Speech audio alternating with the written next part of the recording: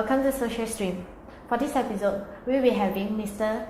Ramakrishna, the Managing Director of Adipven, joining us the interview today. So hi, good morning, Mr. Rama. Good morning. And for the first question, would you like to tell us more about yourself and also do share with us more on your experience on this job? My name is Ramakrishna. I'm the Managing Director of Adipven M. Sundaram. Adipven M. Sundaram is actually an intellectual property and commercialization firm, IPC firm as we call it. We handle all types of intellectual property rights. For example, we protect our clients' rights in terms of patents, trademarks, designs, copyright, etc. etc. Not only in Malaysia, but also in other countries. We work with many clients. For example, we work with Wafina Sundaram. We work with the Malaysian Palm Oil Board. We work with University Kebangsaan Malaysia, University Science Malaysia. Of course, we also work with foreign clients. For example, we work with Chelsea Football Club. We are the exclusive trademark lawyers for them. We work with Stada Pharma, a German company that specializes in manufacturing generic pharma products. Okay, so our daily jobs include looking at patents, helping clients to understand what are the issues that they have in terms of their rights. For example, if you have a trademark, we must understand that having a trademark is not the end of the process. You have to register, you have to monitor, and you have to enforce. So our duty is basically to help clients to understand their trademarks, to appreciate the values of their trademarks, and also to help them to enforce their rights if there are cases where somebody try to copy their trademarks. Okay, understand. So as Mr. Rama has mentioned that the patent is very important. So can I have Mr. Rama to explain more on what is patent? Okay, patent is generally rights granted by the government. Okay, patents are granted for new technologies. Okay, for example, if you have a new technology, for example, I just take a simple example. Let's say you have a car, all right? Everybody drives a car, all right?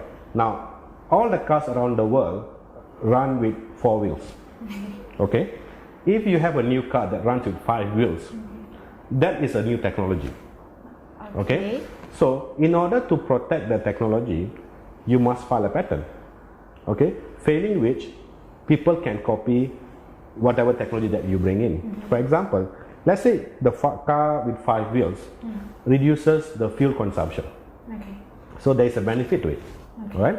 So now, as you know, fuel prices are up and down every month, trending every month. Now, so if so happen the car that runs with 5 wheels reduces fuel consumption, that means it's better and is actually environmentally friendly car. That technology it should be protected, all right? So the conditions to get a patent granted in Malaysia and also in other countries is that your technology must be new worldwide.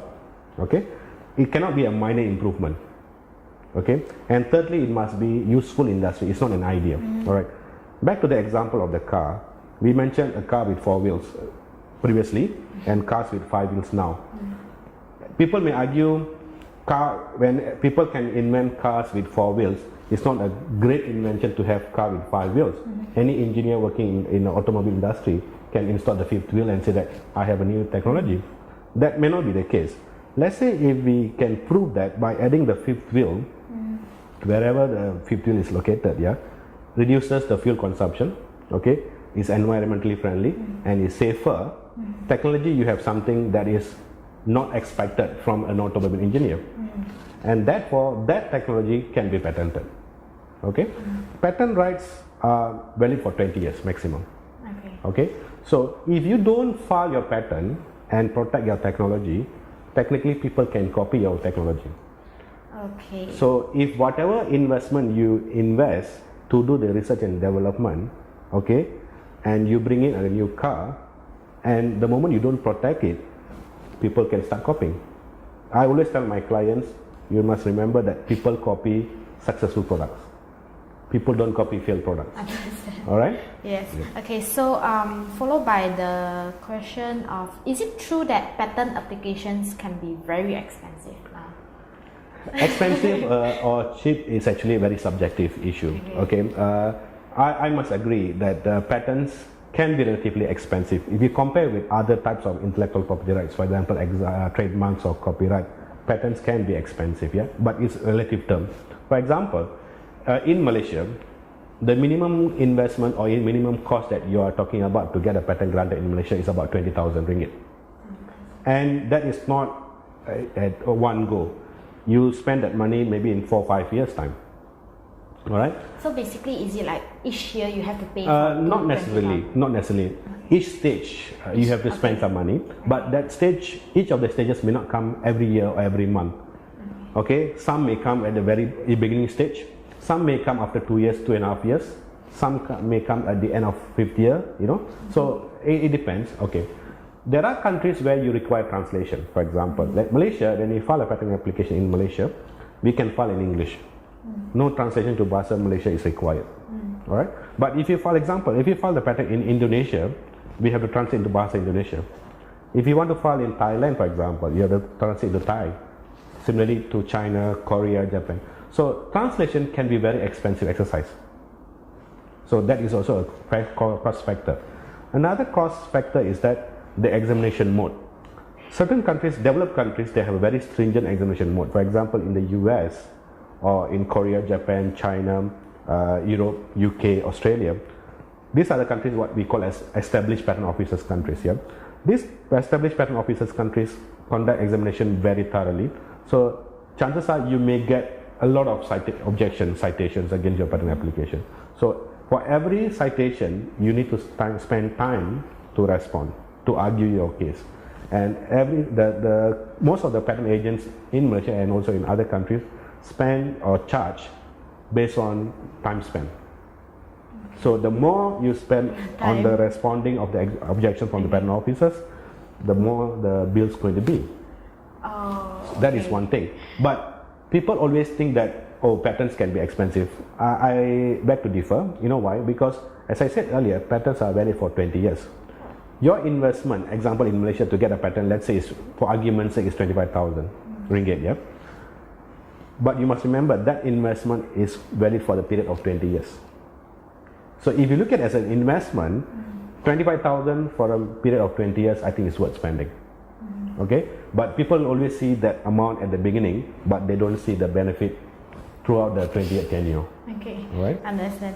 So since you are the one of the patents agents in Malaysia, can you please share that the duties of a patent agent, what they should have? Okay, patent agents in Malaysia, right?